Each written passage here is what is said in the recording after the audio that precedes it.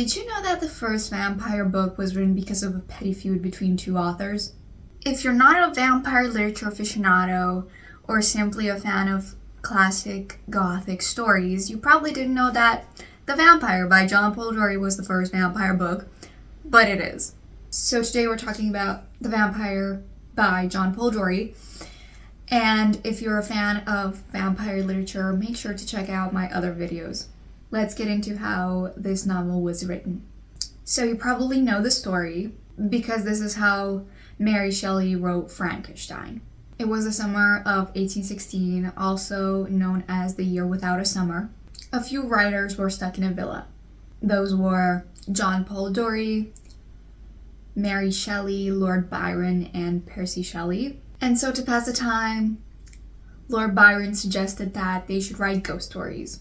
In that time, Mary Shelley wrote Frankenstein, and when it was John Polidori's turn to tell his story, he was laughed at by Lord Byron. And what did John Polidori do? He decided to take this blood-sucking demon and take traits that Lord Byron had and combine them. And from that resulted Lord Ruthven, the vampire of the novel we're talking about.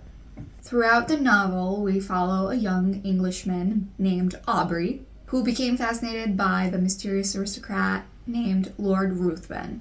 Lord Ruthven is charming, cold, and strangely captivating, so Aubrey decides to follow him across Europe.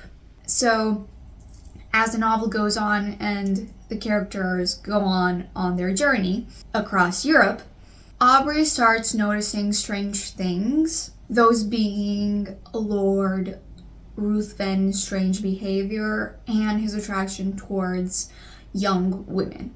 Eventually, Aubrey discovers that Lord Ruthven is dangerous and decides to leave him. But soon after, Ruthven is attacked by bandits and appears to die, only to manipulate Aubrey into swearing that he will not reveal anything about his being for a year and a day. So after this pact is created and Lord Ruthven dies, Aubrey continues his travels and tries to warn a young woman that he really cares about. Her name is Ianthe. I hope I'm pronouncing that right. But she quickly becomes a victim of a mysterious creature.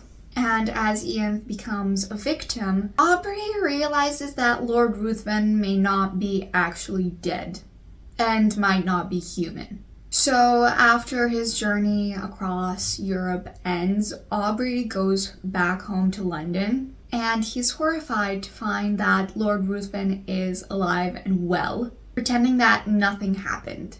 Even worse for Aubrey, he discovers that Lord Ruthven begins courting his sister.